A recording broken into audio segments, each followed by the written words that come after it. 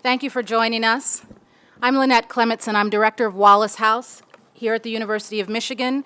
We're home to the Knight Wallace Fellowships for Journalists and the Livingston Awards for Young Journalists. And it's nice to see a full room today and a room full of so many students. We have so much to move through today in such a short amount of time. And so we wanted to start the conversation by just giving some framing information to set the parameters for this conversation. As we thought about this event, it was difficult to figure out where we would start the conversation because the topic in front of us is one that in fact has been going on and developing for many years. If you all are like me, it's hard to know where to put our focus right now. That the information, the news is moving so fast. We move week after week from story to story, from crisis to crisis, from despair to outrage, to not knowing where to turn. And sometimes it's important to stop and step back and remember that even if the story at the front of the news has moved forward, the thing that we were talking about 1 month ago or 3 months ago or 6 months ago is still very active and still requires our attention. The video that we just showed was a report, a special report done by María Elena Salinas, who's moderating our conversation today. That special was produced in 2014. It could just have easily been produced last month. And so these issues are still very much in front of us. And we were discussing before we gathered here today that one of the things, the framing for this conversation is, of course, where are we in the trajectory from the zero tolerance policy. As we stand here today, there are some 350 children who were separated from their parents who are still not reunited with their parents for a variety of reasons, even though the story has moved ahead. And so we are a program certainly for journalists. We're a program that believes you can use strong journalism to frame important conversations. Even if this is not what is leading the news tonight, we hope that this will be a space that you can stay in with us for this moment, and that it's something that you will continue to focus on and discuss after this event is over. I'd like to thank our co-sponsors for this event, the Ford School for Public Policy, which is always such a good partner to us, and we love being in this space with your students, with your faculty, and really bridging public policy and journalism seems to be a perfect combination for a good conversation. The National Center for Institutional Diversity, we have several of our partners from NCID in the room, and they've been instrumental in with us in thinking about how we did outreach for this event. There are so many things happening on campus every day, and you could go to events all day, every day, and never go to class and have a very full schedule. And so for our partners who helped us get people to this event for this conversation, we're grateful. The Office of Diversity, Equity, and Inclusion, the Center for Latin American and Caribbean Studies, and again for our partners who helped us promote this event around campus, the Department of Latin American Studies and the Department of American Culture. Thank you to all of you. Thank you to those. This event is being live streamed, and so though the room is full, we also have people watching us via live stream, and we thank you for your attention and the time you're spending here with us.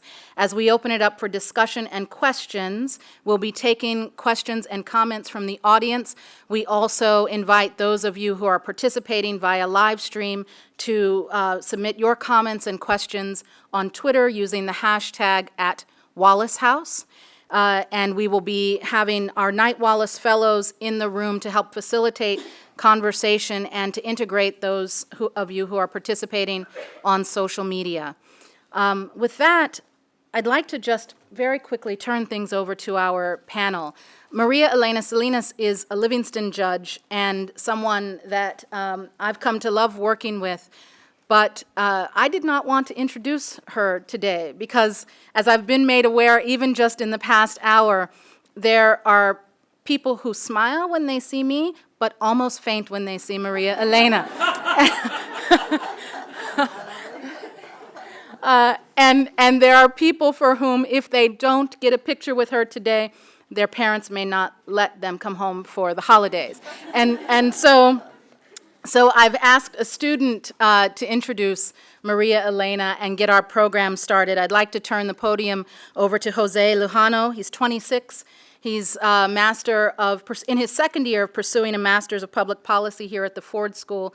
He comes here from San Jose, California. Like many of you, certainly like me, he was the first in his family to finish an undergraduate degree and pursue a master's degree.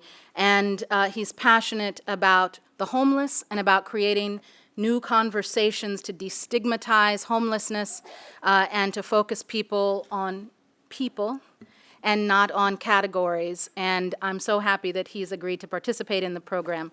Jose.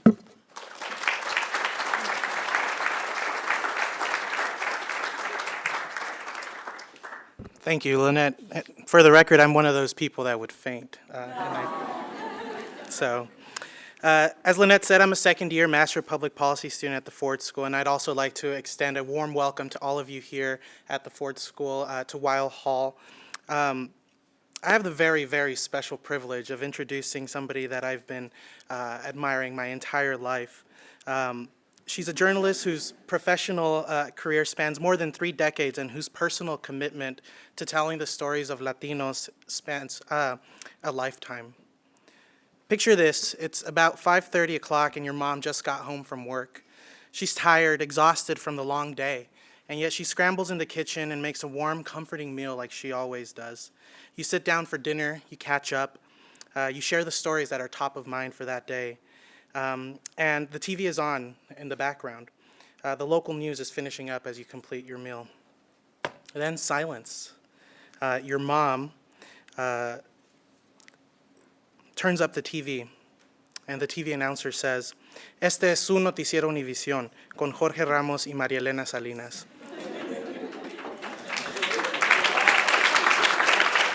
Which literally translates to, "This is your evening news program with Jorge Ramos and María Elena Salinas." For over 30 years, María Elena Salinas did what no other Latina in the United States did so consistently and so passionately. Every evening, millions of us watched her, not because our moms made us, or because it was what was on in the only other television in the house, but because of the fundamental trust that María Elena Salinas was able to establish with her audience. The trust that not only the news was accurate, but that the anchor delivering the news knew her audience stories as if they were her own. The story of a new immigrant to this country working hard to navigate a new society, or a hardworking mom feeding her family and staying current with the major news affecting us. María Elena Salinas is a hero to many, myself included, and though she no longer anchors the most watched Spanish language program in prime time, she remains committed to telling stories important to her audience in various different formats. This week, as we celebrate diversity, equity, and inclusion throughout the University of Michigan, it should come to no surprise that we invite María Elena Salinas to moderate this distinguished panel of policy experts and journalists in a discussion of our current and historical crisis at the border. Please give a very warm Ford School welcome to María Elena Salinas.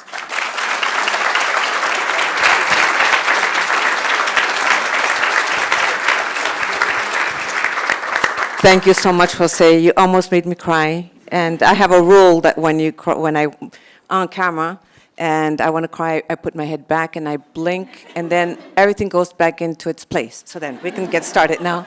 Let's get started. Thank you so much, and thank you to the Wallace House for inviting me, for inviting us to have this very important and timely conversation.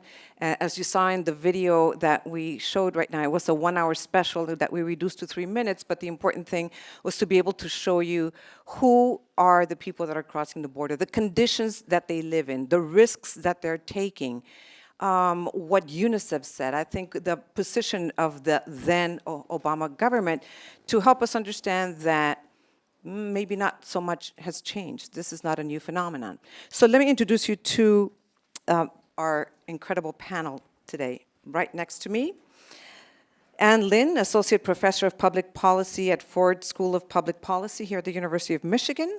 She teaches courses on public policy implementation, gender and politics, qualitative research methods, and immigration. Lynn is currently studying potential immigration policies and the beliefs of American immigrants with a special focus on Arab Americans. Thank you for being here, Anne.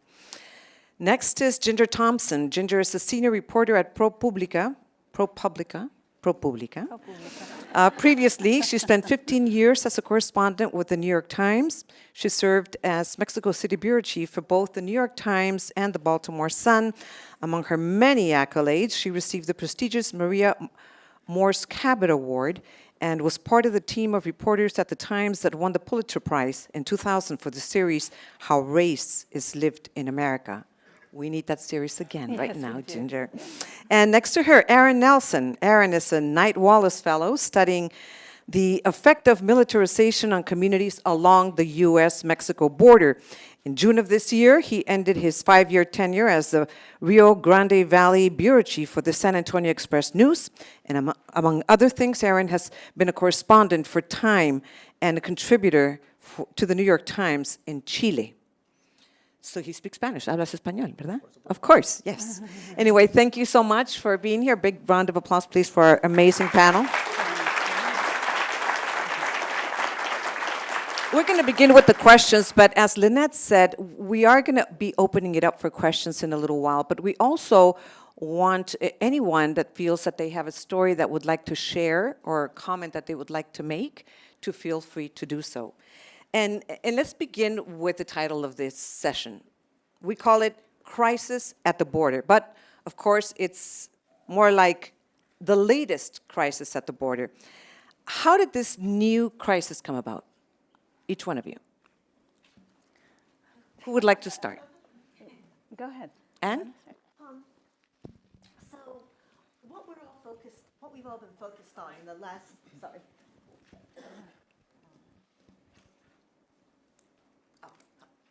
Okay. What we've all been focused on most recently, of course, is the family separation policy, which is a policy that really came about because of a certain lack so it became both of a new approach to immigration enforcement and at the same time also a lack of concern about the details, about how that new policy of enforcement would be carried out. And so you might think of it as two things. One, if you come to the United States and you are asking for asylum, you can do so legally if you come in through a border entry point. If you come to the United States not from at a place which is not a border entry point, you are considered to be in the U.S. without inspection or in the common parlance illegally, although it's important to remember that that's a civil term and not a criminal term.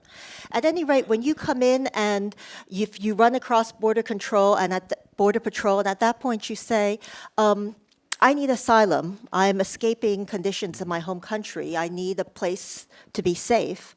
Then the Border Patrol asks you a set of questions to establish whether you have a credible fear, a fear that is believable, that doesn't give you asylum if they decide you do have a credible fear. It just allows you to move on in the process. If you don't have a credible fear, then you are subject to deportation because you are in the U.S. without inspection. What the Trump administration has been doing is saying, if you have come across the border, even if you are going to ask for asylum, if you have not come in at a border entry point, then you have crossed illegally, and we are going to try you in court for crossing the border illegally. And since we are going to try you in court, we are going to hold you in jail until we can give you a court date. And while you are in jail, of course, it's an adult jail, and children cannot be with you. And so you are separated from your children, not because we have a policy of separating you from your children, but because we have a policy of imprisoning you until we can find you guilty of crossing the border and deport you. Well, following that same idea, Ginger, following that same idea, as far as I know, crossing the border without documents is not a crime. It's a civil offense unless you re-enter the country After being deported, then it becomes a felony. So why are immigrants being jailed and treated like criminals? So let me just go back one little bit, right? When the president won the election, numbers dropped at the border. For a little bit of time, fewer numbers of people were crossing the border. And the president was raving about this, that, look, I come in, I promise to get tough, and people stop coming. Shortly after that, however, when immigrants realized that it was mostly talk and not much was really changing in terms of enforcement at the border, the numbers began to rise again. And when those numbers began to rise, and then there was even a caravan of immigrants that sort of publicly made clear that it was approaching the border, many of them women and children or fathers and children, the president reacted. And the president said, we're going to put a stop to this. We can't let, families come in. He started talking about catch and release, which had been a policy that had been used by previous administrations. We are not going to capture these people and release them so that then they can spend years here working out their asylum claims. And that's where zero tolerance began, right? The president said, we are looking for a way to deter families from thinking they can come here and spend years pursuing asylum. And so he took a measure that went a step further than the Obama administration, and he pulled these families apart. He arrested the adults and charged them for the first time. I mean, immigrants had been prosecuted for entering the border illegally in low numbers under Obama. But what he didn't do is separate people from their children during that prosecution. And again, it was an attempt to deter people from coming, right? So that you got one strike, you'd get charged with illegal entry. The second time, you could be put into jail for a long time. That first time, you were treated, it was a misdemeanor crime, and you were released. But if you got charged a second time, then it was a felony, and you could be held for a long time. This administration changed that and said, we will prosecute you and threaten to put you in jail. But not only that, we're going to take your children away from you while you're being prosecuted. And so, did that answer your question? Yes, it did. And one of the problems with that is that they didn't keep any record. They just started randomly separating families. And suddenly, when it was time to reunite the families, they didn't know where they were. There was a child in New York with a mother in Seattle. The mother didn't know where the child was, and neither did the administration. Aaron, you were there on the ground. You covered from 2013 to just this past June. What did you see during the time that you were there, and how did it change from 2013 to this past June? Hi. So yeah, in 2013, 2014, we started to see a surge of Central Americans arriving at the southern border, specifically in South Texas, which was significant because for many years, the largest group of people arriving at our southern border were Mexicans. And those numbers started to decline in 2008, 9, 10, and by 2014, we see huge numbers of families, children unaccompanied by a parent, arriving at the southern border, mainly from Honduras, El Salvador, and Guatemala. It was a crisis for Obama as well. They just didn't have the infrastructure to deal with it. They attempted a similar policy of family detention. They were unsuccessful in doing that. The Obama administration also tried to export our border or move the border into southern Mexico. So Mexico implemented this southern border plan, and they started arresting huge numbers of Central Americans. So we didn't really see the numbers of Central Americans decline. It just turned out that Mexicans were apprehending them and not U.S. Border Patrol. But once again, fast forward a few years, and we're still seeing the same people fleeing the region, fleeing the same circumstances of violence, of public corruption, of poverty, of joblessness, and these hardline policies have done really very little to stop that flow. You told me before, when we were talking about preparing for this session, that what you saw, Aaron, was a change not only in the way that people were treated, but the way that the Border Patrol was responding to it and the way that they were communicating with the press. Can you explain that to us, please? Well, under the Obama administration, Border Patrol was pretty straightforward with how they communicated the numbers of people they were apprehending, the circumstances in which they were being apprehended. But under Trump, there was a real change in the tenor of the way that they were communicating with the public. So by December of 2016, we started seeing CBP officers, those are the men and women that work at the ports of entry, turning people back. There were people who were crossing the bridges. So when we talk again about the people that are crossing the border and requesting asylum, there's also tens of thousands of people that cross the ports of entry and request credible fear interviews. But CBP officers were turning them back and telling migrants, we don't have to give you this interview because Trump is our president. They started putting out these press releases of a volatile border, agents under attack, MS-13 gang members pouring across the border. So it starts to change the narrative in the way that Border Patrol was talking about the border. Now, the thing about that is that the numbers are really at historic lows. I mean, in 2000, we had 1.6 million apprehensions, and as Ginger mentioned, last year, which was a little bit of an anomaly, we had about 300,000, and this year it's still going to be below 400,000, so we are at historic low levels.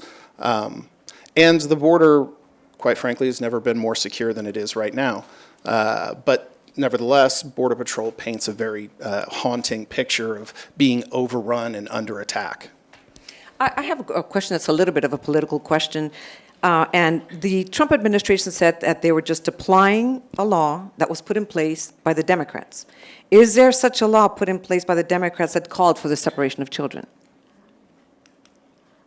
There isn't a law. What there is a court settlement, the Flores settlement. And this, again, predates the Obama administration, but it basically says that children who are, if children are detained in the course of an immigration case, they should be kept in the least restrictive setting possible, and if possible, not detained in a large-scale setting, but placed with family or other caretakers. And so that's on one side. And on the other side, the Trump administration is saying, let me continue there.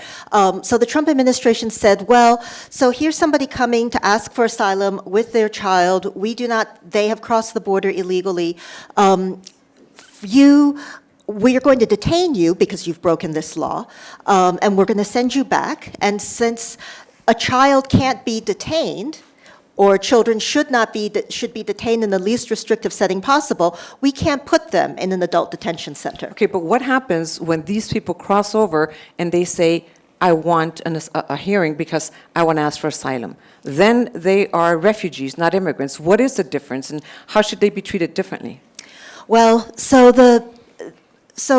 this is a wonderful question, Maria Elena, because I think it strikes at something which is a real contradiction in our understanding of immigration. We have stories, of course, everybody has a story of the immigrant who comes to the United States, they want to work hard, they're fleeing persecution in their own country, they're fleeing horrible conditions, and here they come to the United States. But under international law, only if you are fleeing a country where you are personally persecuted, where it's not just, there's war, there are bombs, there's corruption, there are gangs, but you are personally targeted, and you are personally targeted because of your race, your religion, your ethnicity, your political belief, or your membership in a disfavored social group. Only for those 5 reasons do we consider you a refugee. Refugees are treated quite differently from immigrants. Refugees, there is an international obligation for countries not to send them back. That's not, mind you, an international obligation to accept them as permanent residents or citizens in your country. But there is an obligation not to send them back where they could be harmed. And so the credible fear interview that we've been talking about here is really a Border Patrol officer's own estimation of whether he or she thinks you are going to be, you fear the personal persecution because of your race, religion, etc. How about if you're a young Guatemalan or El Salvadoran, Honduran who is worried who left your home because you are afraid of being forced into a gang? Well, is that a political persecution? Are you being targeted because of your political belief? But you are being targeted. But are you being targeted for the right reason? It's a very, very big, complicated thing. And this administration has recently decided that fear of persecution by gangs does not qualify for refugee status, right? Which is a new sort of, it's sort of a ramping up, if you will, of the restrictions of who qualifies. The same goes for people who seek asylum based on domestic violence. That no longer qualifies, according to the Trump administration, for refugee status. When all this happened, I think there was a lot of confusion because we heard a lot of noise coming from the administration, coming from Border Patrol agents, and coming from journalists also. But then there was one incident that came out of the news that sort of changed everything, and that was broken by ProPublica. ProPublica broke the story of the conditions of the children in the detention center with an audio recording of a little girl crying. I don't know if you all remember that. How did you get that recording? How did ProPublica get that recording? So these things happen in kind of weird ways, but I was actually with my significant other driving down Route 95 to see my mother from New York. And we were driving to Maryland, and I get a call from a source. Now, I've been writing about immigration for longer than many of you guys have been alive, and I grew up on the border, so I've been doing this a long time, and I know a lot of people. And one of my oldest sources called up and said, "There's a tape out there, and it was recorded inside a Border Patrol detention facility. And on this tape, you can hear children wailing who have just been separated from their parents. I have a source who wants to provide this tape to someone in the media, and I suggested that the source provide it to you." And so I wasn't sure what this tape would be. I said, if you can get the tape, I'd be happy to listen to it. I can't promise, because I didn't know what we were talking about. At about 10 o'clock when I'm driving back from my mother's, the tape lands in my cell phone. And I put it onto our car stereo, and we heard the tape. My significant other immediately begins to cry, and I start thinking, okay, how do I confirm that this tape is what it says it is? And this is sort of the challenge that journalists like us face. We get an amazing piece of information, and we have to authenticate it. I have to make sure that this tape is what I'm being told it is. I need to get this source, who I've never met, to agree to talk to me. The source had put certain conditions on how we could use this tape, including the source wanted parts of the tape edited out because the source was worried that there was information on the tape that would identify the source and that would cause the source to lose their job. And so I had to spend a weekend figuring out that the tape was real. How did we do that? There's a little girl on this tape, if you haven't heard the tape. She's asking a Border Patrol official to make a phone call to her aunt. Please, please, let me call my aunt so that she'll know where I am. And she recites this number. So I called the number and found her aunt. And then I had to talk to the source. I had to get the source to talk to me directly so that I could know who the source was and the conditions under which the source recorded this audio, right? So Was the that source someone who worked inside the detention center? I know we can't can't say. give the source, but I can't but say. if they're going to lose their jobs, I can't inquisitive say. minds want to know. Yeah, I know, of course. I can't say. But the source, once I figured out who the source was, it was clear to me that the source was in the position to record such an audio, right? And then I had to, I had to make sure that we authenticated the tape, we talked to the source, and then, just figuring out how we could put this forward. Oh, the last thing was the source wanted the tape edited. That's the thing. Source wanted the tape edited, and we said, clearly we cannot edit the tape because then we'll be accused of doctoring the tape. And we basically told the source that, look, this is a potentially game-changing piece of information, and there is a risk that if we play this whole tape, that your identity will be discovered. But is this the kind of information that is worth the risk, right? The source had clearly recorded this tape with game-changing in mind, clearly had reached out to the media because the source wanted something to be done about this policy. And so that kind of encouraged the source. I just kind of nudged the source to let us have the whole tape and let us play the whole tape. Right. I'm glad that you explained this because so many people who still believe in that accusation of fake news and they don't know exactly what journalists go through before they put out any kind of information. But you say it was a game changer, and it was. It didn't only change public opinion, but it also led to a change in the policy. What were the repercussions? So the tape, the first time we put the tape up, right at the time of the White House briefing that afternoon. So I think the briefing was at like 3, and we put the tape online at about 2:45. And if you guys you don't have to follow the White House briefings the way that we do, but you can live stream the White House briefing. So in our newsroom, we can watch the White House briefing, and we did. And as we put the tape up, the audio up, we could see buzz beginning in the White House briefing room. All the journalists are looking at their cell phones, and they're like going, can you hear this? And then we can start hearing the wailing in the White House briefing room. The White House decides to postpone the briefing that day. They pushed it back by half an hour so they could get the DHS secretary to come in and answer questions because they knew there were going to be questions about this tape. It was heard around the world. I mean, the reaction was incredible. ProPublica had more hits on its website than we've had for just about any other story. And 2 days later, the president retreated from the policy. And what I think happened with that tape is that there was a lot of writing about zero tolerance, but it was a lot of sort of political conversation about the policy and whether the policy was the right policy.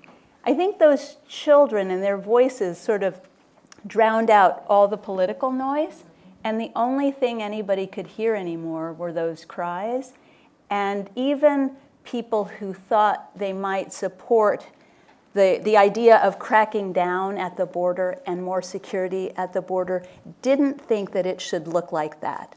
They didn't think it should look like wailing children. And so when conservatives started to change their feelings about the policy, then I think the president changed his feelings about it as well. And I think that goes to show you just what an important role the media plays in all this, especially when you tell stories, when you put a face and a name, or in this case, a voice, to what would otherwise be considered just a number, another statistic. You thought of these immigrants as thousands and thousands and thousands of invaders, and suddenly they're not. Suddenly it's a little girl crying. Or stories, Aaron, that you have told and that you have seen. Was there any particular story that stuck with you during the time that you were covering this border crisis? Or the one before? Or the one before? Or the one before that? Yes, there are. But actually, I wanted to say something about what Ginger was talking about. I don't know that many people recognize that our border policies are meant to be inhumane. They're really not meant to make it easy for people to get across the border. They're intended to make it as awful as possible. Or even really what the border looks like. So, you have people that are coming up to the border that are claiming asylum or maybe trying to sneak across the border, but they have to do that in these really extraordinary, extreme environments where they have to risk their lives, right? In the aftermath of September 11th, the call to secure the border really began to ratchet up. During the Bush administration, President Bush authorized the building of hundreds of miles of border wall. There was also a push to hire on thousands of Border Patrol agents and CBP officers. Today, we have 650 miles of border wall. We have 20,000 Border Patrol agents, 23,000 CBP officers. It makes it the largest law enforcement agency in the country. There's air and marine patrols. There are ground sensors that detect when somebody's walking in a remote area of the border. We have camera towers. We have hidden cameras. We have a cavalry. That's kind of what our border looks like today. The stories of tragedy, it shouldn't come as any surprise that more or less during the same period of time, almost 7,000 people have died trying to cross the border, and in any other context, that would be a border crisis, but nobody really talks about that all too much, And yes, I spent some time in Central America. I've spent some time with families of Central Americans who are looking for their loved ones who have disappeared on the trek through Mexico. See, that's the other part of the border policy that nobody talks about too much. Because of how difficult it is to get across the border, it makes the smuggling of immigrants a very lucrative enterprise. So you have drug cartels that have largely taken over the movement of migrants through Mexico. And even if somebody's lucky enough to get all the way through Mexico without being beaten or kidnapped, without being sexually assaulted, they get to the border and they're going to have to pay somebody to get across the border, probably thousands of dollars. And so the thing that I think is often missed or ignored in these conversations is that the people that are coming, they'll ride atop trains, they'll cram themselves into tractor trailers, they'll march through the desert, they'll even risk the possibility of being separated at the border because for them the calculation is a grim future at home or the possibility of maybe making it to the United States and offering something better for their family. And from what your research, who are these people that are climbing the trains and going into trailers and risking their lives to cross here? Are they criminals and rapists and drug dealers? They're no is the answer to that. But I think it's the people who, as both I think Ginger and Aaron have made clear, people are coming not only because, and sometimes not even primarily because, they think a better life waits for them in the United States. They know that if they get to the US, it's not going to be easy. They are running because they're being pushed out, because crime has made it impossible for them to have a business, sell food, put their kids in school. They are running because gang members are demanding protection if they're going to be able to continue to live in their house, continue to work in the market. They are running because they do not have a job and they have no prospects of a job and they cannot figure out how they're going to keep their children alive another month. So under those conditions, people endure really extraordinary hardships to get here. And it's difficult, I think, if you go back to that definition of refugee versus immigrant, it's really difficult, I think, to say to somebody, oh, well, you're not suffering for the right reason. And because you're not suffering for the right reason, we don't have a place for you. Can you put the current migration of people from Central America in the context of other refugee movements to the U.S.? People forget that we are a country of immigrants.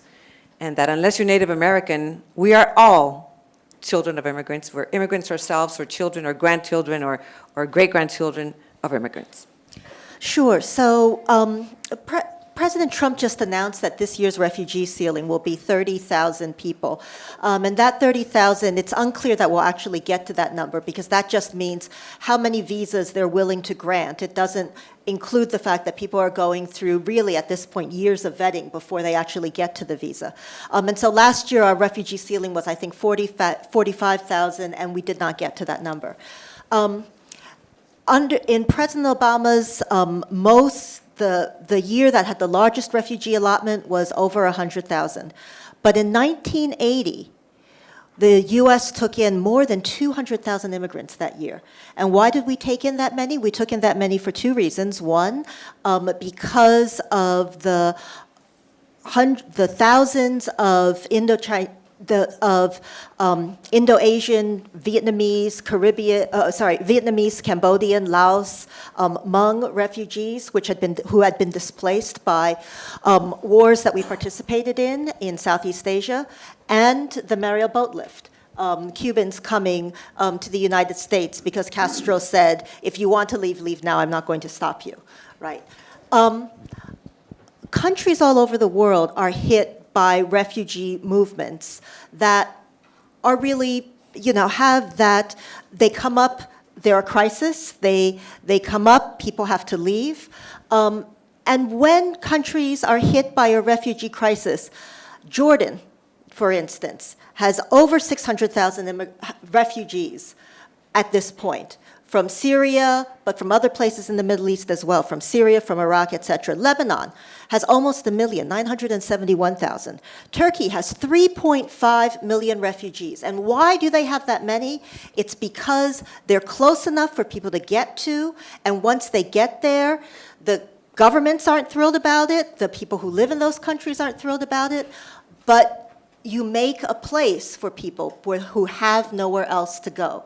The United States has been lucky enough that we have oceans around us. We have been insulated from a lot of these refugee movements, but now we have one at our southern border. People are leaving because they have no choice, right? And we have not been willing to think about what it means to have a refugee movement sitting at our border that we do not want to acknowledge. Ginger, what would you say to those who claim aren't 30,000 enough? Why do we need to let them in? Why does the United States have the responsibility of accepting the people that are asking for asylum? I mean, I can say this, we are signatories to international treaties that hold us responsible for not returning people who have a credible fear or a credible claim of being harmed if they're sent back home. I mean, it's just a matter of international law, and it's our obligation. We signed up for that obligation, and am I wrong on that? So we've signed up for this obligation, and as a part of that, then we accept that we may have to take in more people than necessarily is comfortable, just like all these countries that we just listed, and so I think it's a matter of our international commitments. You want to weigh on it? Yeah, I mean, in this particular crisis, I think that the United States bears some of the responsibility for it as well. So a little bit of a history lesson. United States and its foreign policy and its immigration policies are partly to blame for what's spurring the exodus of people from Central America. During the 70s and 80s, the United States was very active in trying to thwart the advance of communism in Central America. That led to high rates of violence and people fleeing Central America. Many of them end up in the United States. They end up in cities that had really bad gang problems. In order to defend themselves, they formed gangs of their own. They were legal permanent residents or green card holders, but if they committed crimes and they went to prison, they were deportable. And when they land back in Central America, they don't have perhaps the command of the language. They're in a country that they're not familiar with. But the one thing that they do have, the one resource that they have, is this gang culture that they inherited in the United States, which, so in effect, we exported. to Central America. Now, again, you add that to this stew of really weak institutions, high poverty, a few job opportunities, and then what has morphed into a monster of gang violence, extrajudicial killings, and of course, that has spurred another wave of migration. So, yeah, I mean, the United States, particularly in this case, is responsible to some extent for what we're seeing at our southern border. You're absolutely right. So when you hear President Trump say, we need a wall around, on the border to keep MS-13 out. Remember, they came from California, not from the South. What was the next question I wanted to ask? About the same thing. I'm sorry, I lost my train of thought with that. The other thing that they are accused of also in Central America is, or the U.S. is accused of in Central America, is that we are the #1 consumer of drugs, correct? What the Central Americans say is, they put the users and we put the dead. We're the ones that are suffering the violence in Central America, in Mexico, in some parts of South America, while the United States is enjoying this drug use and not really doing anything to fight it. Is that a valid excuse? I know for the special that you saw there, I interviewed the heads of state of Guatemala and Honduras, and that's exactly what they said. The U.S. has to help us because they're at fault, because they're not doing anything on drug consumption, and we are the ones that are suffering the violence here. Well, I think at least it needs to be part of the conversation, yeah. I have a sense that the Obama administration at least attempted to recognize some of the issues that the United States was responsible for. So it had initiated this Central American Minors Refugee Program. There were small numbers of refugees that were able to, or people who wanted to apply for asylum in the United States could do so in Central America. Congress approved $750 million for improved governance and programs to help reduce crime in Central America. So that's something of a recognition that that we own some of the responsibility, but not this administration. But not this administration. President Trump has ended that refugee program, and funding for the Alliance for Prosperity in Central America has been slashed. And that's just not a conversation that this administration wants to have. Right. Ginger, another one that's pointing the finger to Mexico is saying Mexico is not doing enough to stop the flow of immigrants from Central America. You covered Mexico for many, many years. What is Mexico doing? Is Mexico doing enough? And is it Mexico's responsibility to stop immigrants from coming to the U.S.? Well, I think Mexico has gone back and forth on this issue. I think there was a time when Mexico basically gave immigrants at the southern border a kind of pass that they would use to cross the border and go into the United States. I think since Obama, the Obama administration began giving Mexico enforcement support and money and equipment to strengthen security along its southern border, and so Mexico, in fact, began to engage. And a lot of, Mexico did this for many reasons.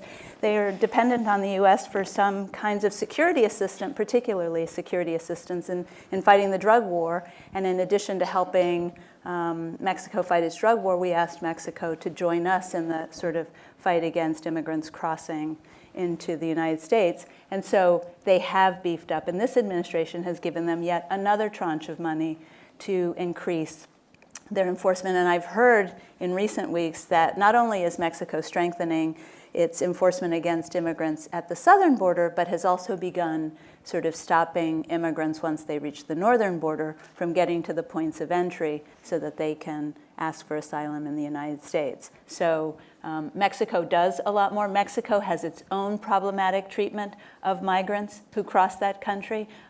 Immigration enforcement officials who are responsible for all kinds of corrupt practices, criminal practices against immigrants in that country. So they have an immigration enforcement problem as well that often doesn't get talked about.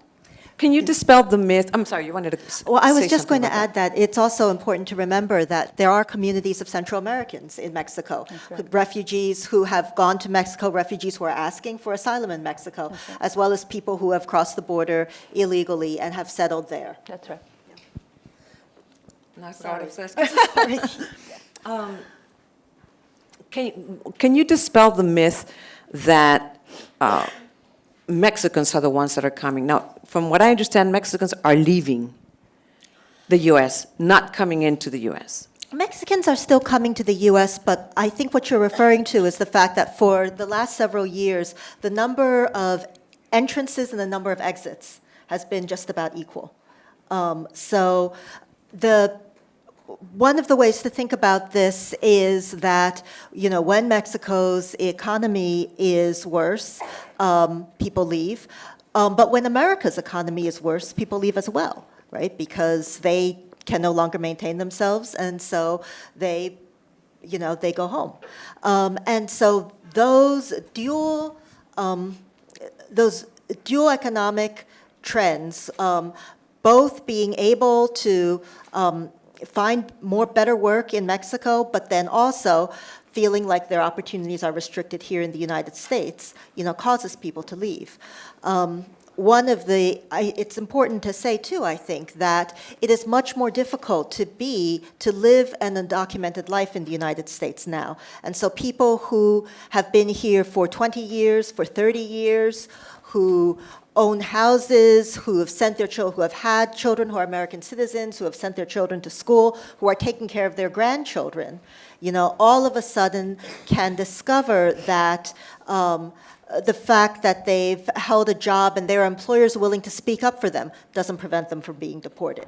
The fact that they are active in the local church helping other immigrants, that doesn't keep them from being deported. That a mistake, it can even be true that if you are in the United States illegally, you have made yourself known to Immigration and Customs Enforcement, that an immigration judge has given you permission to stay in the United States, not as an immigrant, but as somebody whose deportation is being withheld. We won't exercise the right to deportation immediately, can now be deported when they're going in for the regular check-in with Immigration and Customs Enforcement to ensure that they are continuing to obey the law. That's right. We have seen a lot of arrests in courthouses. Now, I think this is a good time for us to make that distinction of immigration policy and make the comparison of immigration policy under President Bush, under President Obama, and under President Trump. Now, the reason why I want to start with Bush and not Clinton, because everything changed after the attacks, the terrorist attacks in 2001, September 11th. That's when ICE was created. That is when immigrants, no matter where they were coming from, were considered terrorists. That's when things changed for immigrants that were coming from south of the border. Can you explain the difference, all three of you, or any of you? So No, not over there. I mean, You want to make that comparison, Ginger? I'm better probably with Obama versus Trump. After 9/11, there was, the sort of crackdown at the border. Absolutely, there were. It became much harder to get into the United States. That's when people started going through, the desert, and we had the large numbers of people dying. I because I've been focused so much on family separation, I sort of think about it in terms of family detention policies and how each administration handled families. The Bush administration sort of was the first to do the kind of what some will call catch and release. It sort of took families in, but then generally released them after a certain amount of time. Right, but they also approved the funds for building a wall. Totally built the wall. And Totally increased more security boots on the border. ground. Absolutely. And more technology on the border. No doubt. And then the Obama administration sort of used this machinery that was built by the Bush administration and sort of sent it into overdrive in the first couple of years of the administration, and that's when the deportation numbers went through the roof. And he basically, for the same reasons of deterrence, trying to discourage people from coming, cracked down on enforcement. But he wasn't only picking up people at the border. There was family separation happening internally, inside the country. So people who had gone back home for a visit, but came back in that second or third time and already had kids in the United States, those people were getting sent back in large numbers under the Obama administration. And as far as family detention, that's where it was the Obama administration that was sued by the ACLU because it was detaining families for long periods of time in family detention facilities, including kids. And so under the Flores agreement, a judge came, Judge G, ordered under Flores that children could not be detained for longer than 20 days. And that's that 20-day period that the Trump administration was required to abide by, which then they used to say, well, if we can't hold kids for 20 days with their parents, then we're going to separate the families. And so it kind of evolved in that way, if that makes sense. Yeah. Aaron, you wanted to add to that? Yeah. I was just going to say a few of the changes that I saw. One, the border towns on the Mexican side of the border became increasingly volatile. This is where you find thousands of immigrants that are at some point going to try to get across the border. Perhaps they're going to sneak across the border, or they're going to walk across a port of entry. But again, because this is all controlled by organized crime, these are very, very dangerous towns, particularly for migrants, because they are easily exploitable. They don't have any resources there. And then during the Obama administration, when we saw these mass deportations, people were deported to these towns. And it's kind of hard to describe almost what that looks like. When you're being deported in the middle of the night to a cartel-controlled town, there were mass kidnappings. I mean, a lot of this stuff doesn't get reported. It's difficult to report. But we know that it happened. In fact, one of the examples that I gave earlier about CBP officers telling migrants to go back to Mexico, I interviewed a woman who had been coming up to the border in a van. It was maybe 17, 18 people in a passenger van. And about 30 miles from the border, the van flipped. Several people died. She was taken to a hospital. Her leg was pretty badly broken, and after several days in the hospital, all of the survivors were taken to a migrant shelter to convalesce. She and all of the other survivors were still determined to get across the border. She walks across the border. Border Patrol, CBP told her to go back to Reynosa, that was the town on the Mexican side of the border, where she was kidnapped. And as far as I happened to interview her mother, and her mother didn't know where she was either. And then, on the U.S. side of the border, the way that it was under the Bush administration that Operation Streamline was put in place. And so, yes, crossing the border is a misdemeanor, but repeat or illegal reentry is a felony and is punishable by up to 20 years in prison. So if you go to almost any federal court along the border, the front end of the judge's docket is filled with illegal reentry cases. You'll see 100, 150 people at a time, the mass sentencings. I mean, that really started to ratchet up under the Bush administration and particularly under the Obama administration. We're seeing it again with the Trump administration. The difference with the Trump administration is that I started to see parents that were standing up and asking a judge. I was separated from my son at the border, or my daughter at the border, and the judge kind of shrugging his or her shoulders and saying, "Oh, there's nothing that I can really do for you. Good luck. You're sentenced to 3 years in prison." So it's kind of been each administration and the policies of the previous administration has made the following administration possible, basically. Right. Now, we know that when the Bush administration had those walls built in part of the border, especially in California, then what we saw is migrants trying to come in through Arizona. through the desert. It was much more dangerous. There were a lot more deaths. So it's basically the militarization of the border and building a wall. Is that the answer? Is that the solution? Clearly not. I mean, people are still coming, right? I mean, again, It hasn't worked so far. no, it hasn't worked And so it's- far. It's militarized. Is there a solution? Do you think that there is a humane solution to this problem? I think the border question is slightly different from the Central American refugee situation. I mean, I will be clear about this. As both Ginger and Aaron have stated, border policy is tough. It is deliberately tough. It is meant to deter people from coming.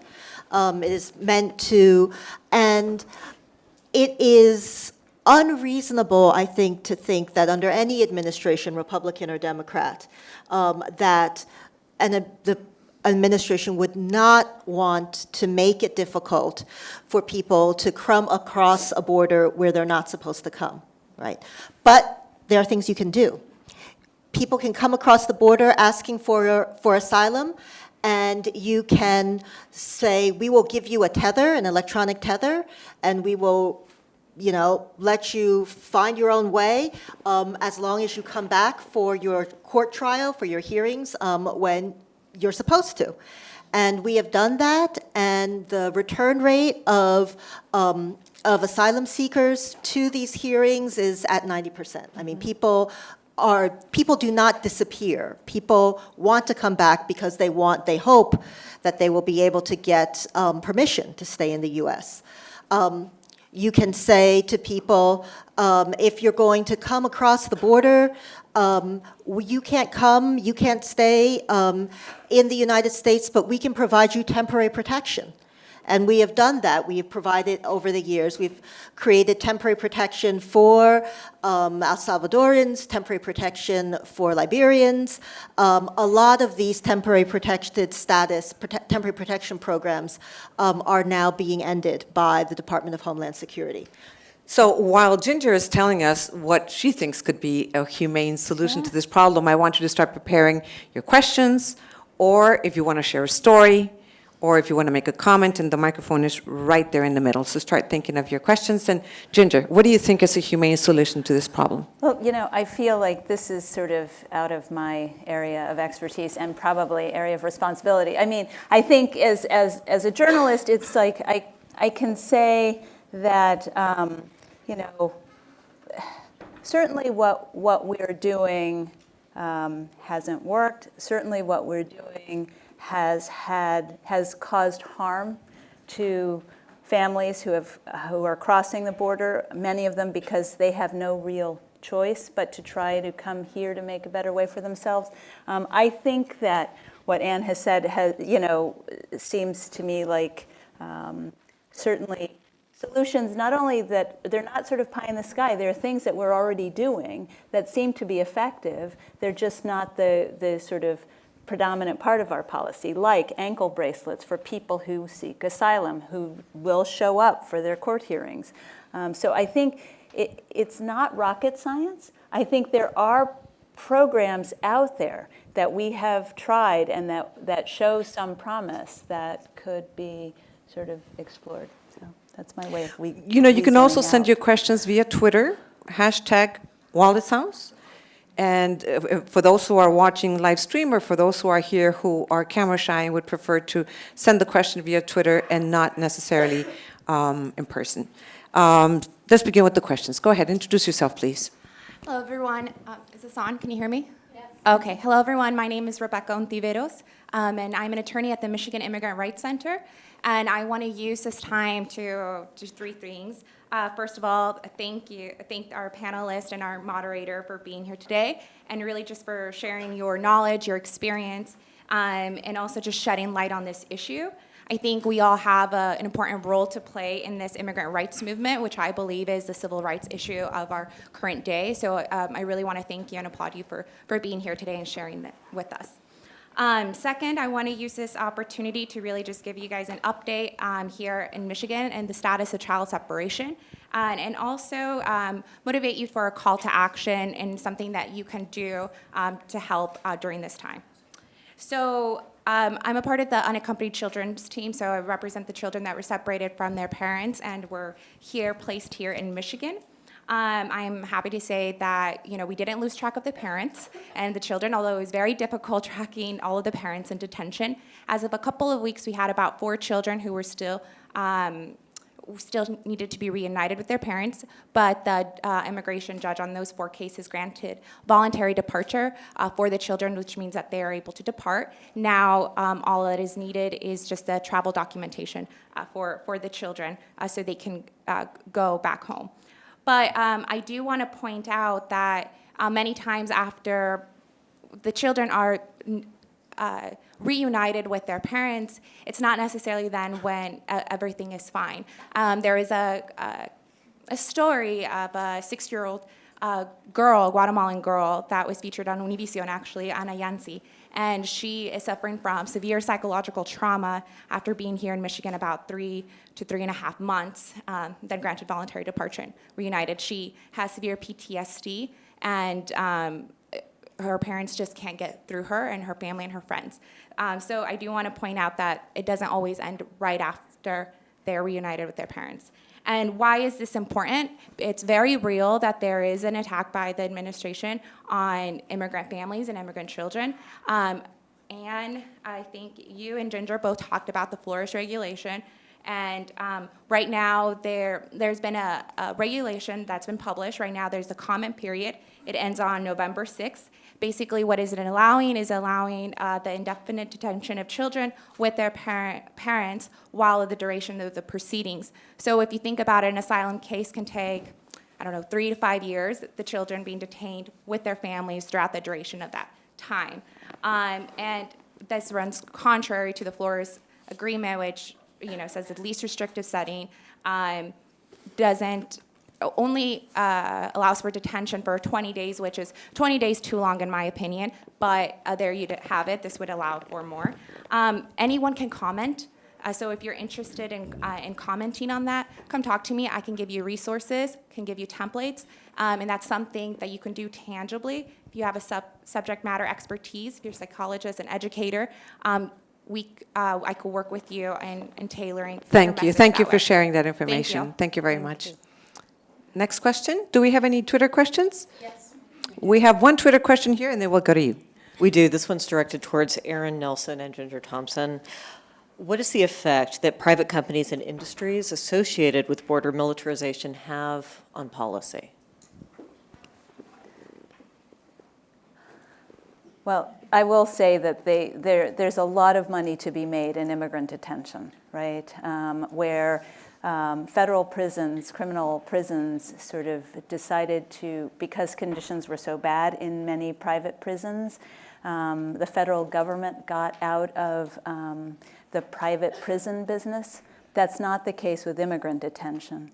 Immigrant detention is still largely a private company enterprise, and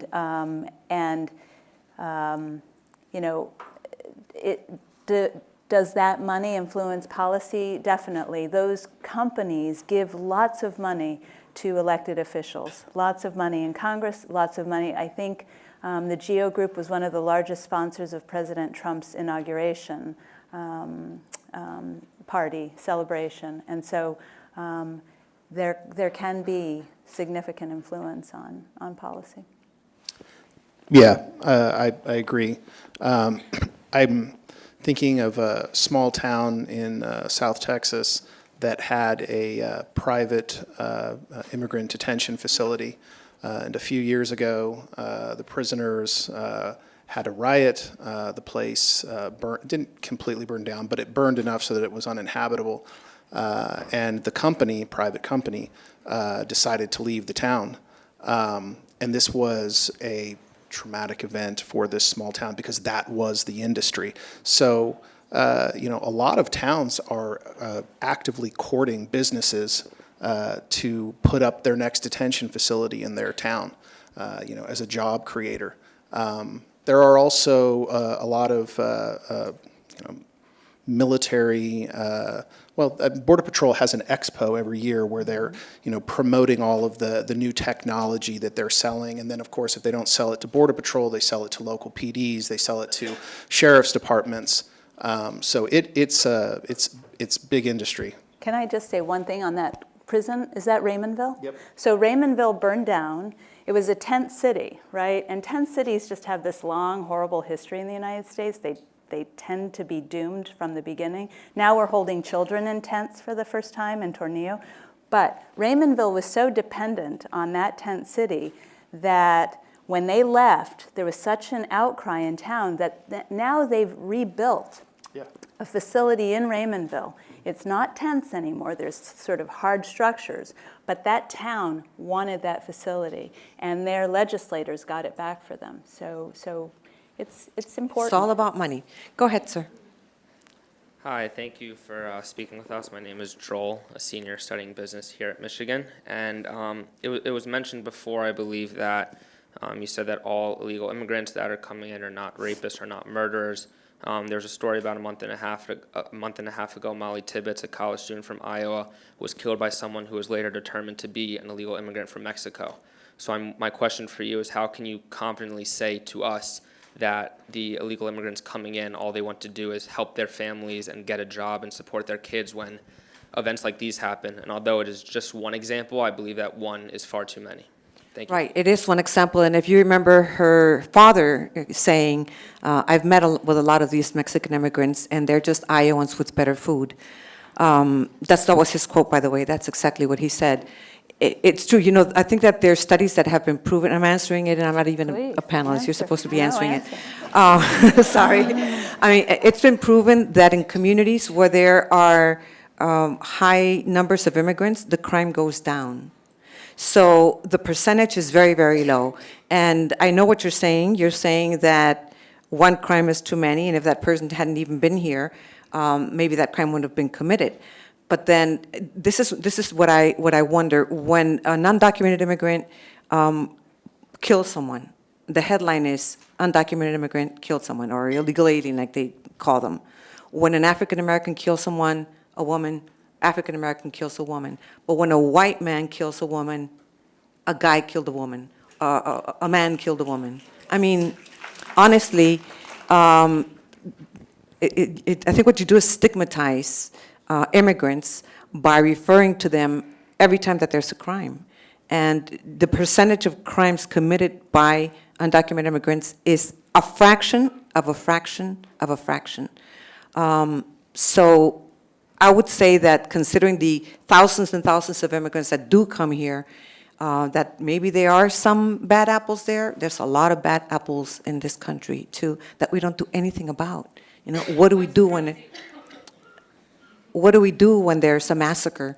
What do we do when there's a massacre? Talk about mental health, if it just happens to be someone that is not a minority. Anybody else want to weigh on that?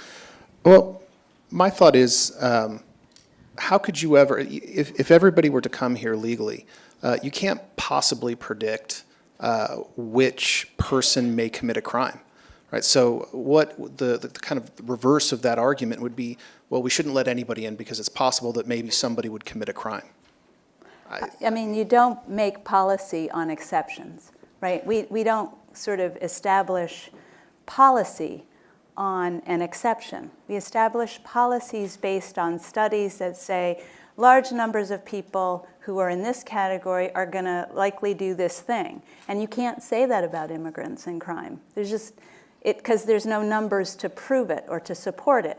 So if you came to me and said, there are 100 people in this town and 100 undocumented immigrants, and 87 of them, which would be 87%, were criminals or committed some crime or, whatever, then we could talk about a policy solution. But you're talking about an exceptional case, and I don't see how you build policies around exceptions. I mean, it doesn't make sense to me. why we would do No, but that. thank you for your question. It's definitely a valid question. I just want to Thanks. thank the people behind me who booed when I was asking that question. Thank you very much. No, it's a good question. No It is a booing, good it's a question. good question. It's a totally fair question. Any more Twitter questions? Go ahead. Okay. So first, thank you for your time. And I have two quick points. The first one is connected to the cap on refugees that I believe Professor Lin mentioned. That I just want to make the point that it's an extraordinary policy that in my opinion, needs to change, and it's something we all very much need to pay attention to. It's kind of been lost in the news cycle of Brett Kavanaugh and that crisis, in my opinion. But I spent the last year living in Jordan, and the impact that the refugee crisis has had on Jordan is very real. The impact that it has had on Lebanon is even more so, and much of that impact is due to policies implemented by the United States government in the Middle East. So that's a very important point for us to focus on. And then also, I'm interested in a more academic sense to understand your opinions on what might happen if the United States went for a policy of open, almost open borders, where there's a security check at the border, but no quotas, no caps. What do you think would realistically happen? So I should say that, of course, no country has an open border policy. We often talk about the 19th century in America as a time when anybody could come, anybody could come. But in fact, of course, we had Ellis Island and we had Angel Island, and we had restrictions at the border, and we also had state-level restrictions. So I think, and the example in our modern period is Europe, right? For many years, Europeans had an open border for each other within the Schengen area, where you went through border control when you went to one Schengen country, but then moving from one country to another was not controlled by, there was no passport control for you. And in fact, the Schengen included what I think is absolutely necessary if you're going to have that kind of policy, which is not only was it possible for people to move across the border, it was possible for people to work legally in different countries. And, I think it's very clear that if you don't provide one, you have a lot of trouble with the other. But I think I would actually go in a different direction and say to you that the U.S. is facing an important humanitarian problem, which, as Aaron and Ginger have pointed out, is partly caused by our history in that part of the world. There's no reason, right, except our unwillingness to face it, that you couldn't have refugee camps in in the United States or in Mexico that the United States helped to fund. That's a miserable policy. It's miserable because refugee camps are, general places where people cannot move forward with their lives, right there. But in some ways, the misery of that policy is the guarantee that people would not go unless they had to, right? And that also then serves the deterrent function that, that we've talked about as, necessary for border. And I will say this is the other piece of it. People come because they think that it will be safer here than somewhere else, right? If you make it completely safe to be here, that is, in a sort of hypothetical open border situation, of course more people are going to come. It's ridiculous. Why wouldn't they come, right?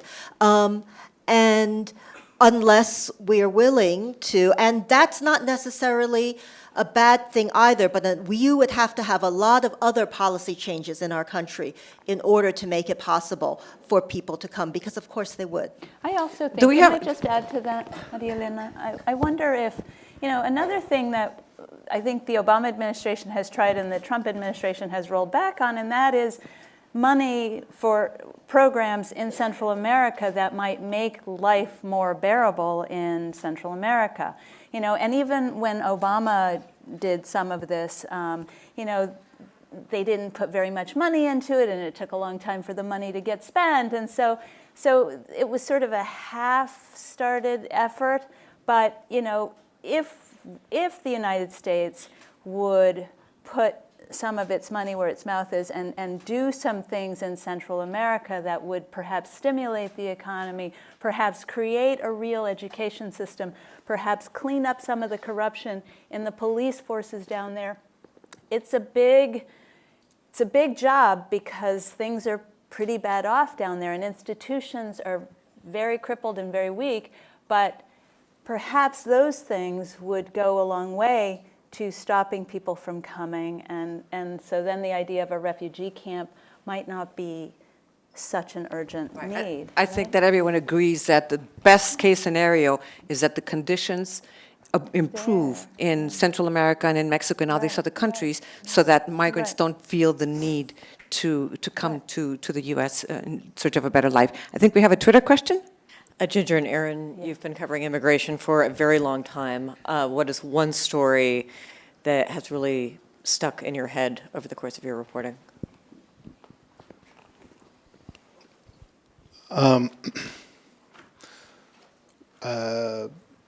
One story that, and relevant to our discussion about family separation, about a decade ago, I met a Guatemalan woman who had been separated from her kids. So during the Obama administration's mass deportations, there were tens of thousands of parents who were deported, and they were separated from their kids. Often those kids would end up with extended family, but it wasn't uncommon for them to be put with a foster family. And in this one particular case, the woman had crossed the border illegally. She was living undocumented in Nebraska and working in a meat packing plant. And she had 2 U.S. citizen children. The youngest, a girl, fell ill, and Child Protective Services got involved.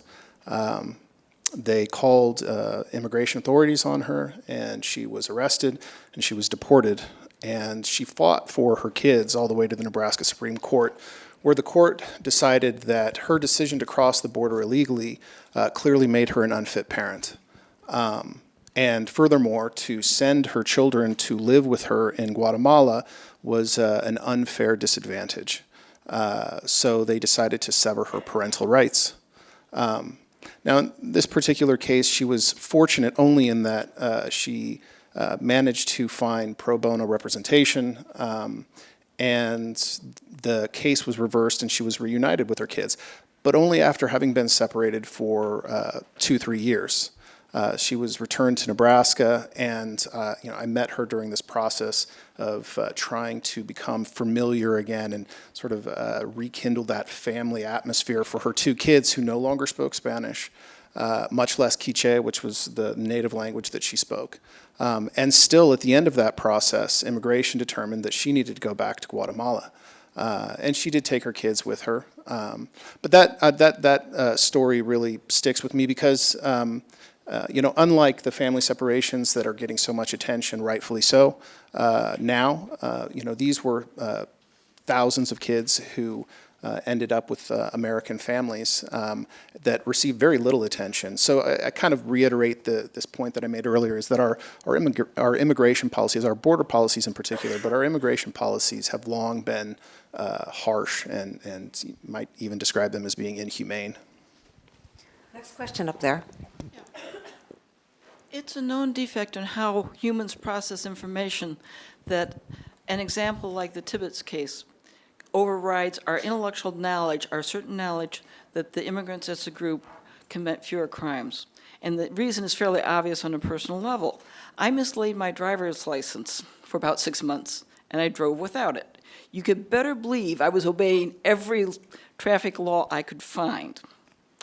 The other thing is that it's unjust to deal with people because of a group membership in this fashion. There is one group which is known beyond a shadow of a doubt to commit more crimes. Young men from ages 15 to 35. Are we going to incarcerate them all? Thank you for your comment. Next question?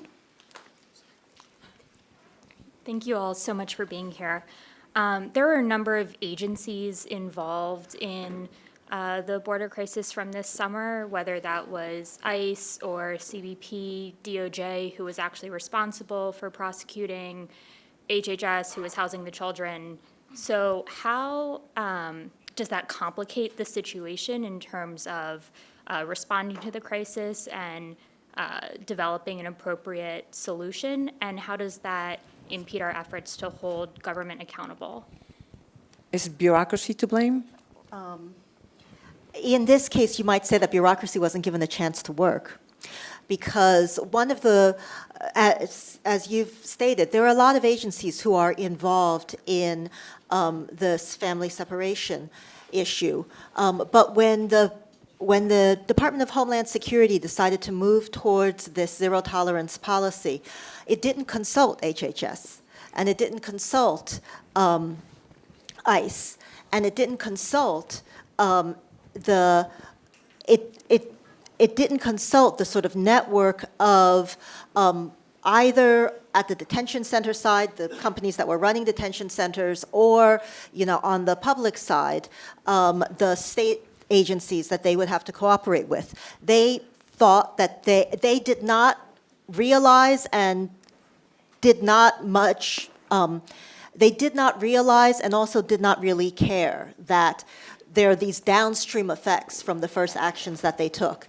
And so, the Secretary of HHS was called in to explain how he was, dealing with children that he was housing without any preparation, for not only for the fact that he would be asked to answer the questions, but without any preparation from his people to understand that instead of housing children who were 15 and 16 and had crossed the border unaccompanied, he was now housing 2-year-olds, right, 1-year-olds, who have an entirely different set of concerns and challenges and issues. Can I just say one thing for 10 seconds? So there was a recent hearing on the Hill where an HHS official who was charged with helping design the zero-tolerance policy told CBP, this is going to traumatize children. Do you understand that?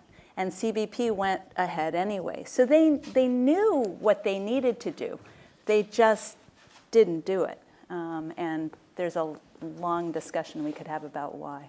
But. Yeah, and One last question. We have one last, thank you for your question, also a very good question, and we have one last one. Hello. Hi, my name is Ariana. I have a question about the law. What I'm confused about, you're talking about the difference between refugees and other immigrants, but isn't there a third category of refugee-like persons or like displaced persons? I thought according to like the Refugee Convention, there was a sort of like international commitment to non-refoulement of displaced persons. Right. So those are not just the refugees that are personally persecuted, but anyone who is fleeing from war or maybe general gang violence. And I'm just wondering, isn't the US in violation of international law, maybe on multiple levels here, in refouling these people who are displaced persons? So the United States would say that they have determined that we have a process to determine, A, whether somebody is claiming asylum legitimately, and B, if they don't have a legitimate reason for asylum, is there a reason why deportation should be withheld?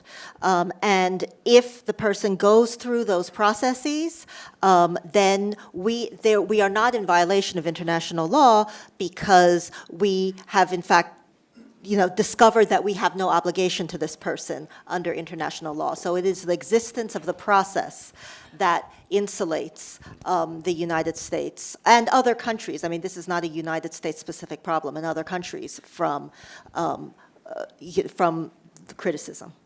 So thank you so much for your question, for all your questions, for listening to us. And I guess one of the most important things is that we wanted to start a conversation, not show that we are on one side or the other, but get you to listen to people who are experts, people who have been on the ground, people who are there to just give you the facts and help put things into perspective. And of course, the academic world who knows it all.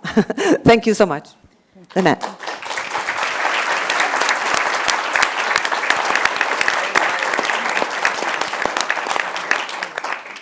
Thank you to Aaron, to Ginger, to Ann, and to Maria Elena for moving the conversation along. It was such a complex conversation. When we were talking beforehand in our first organizing meeting about what we would do here, we talked about what is the goal of the conversation?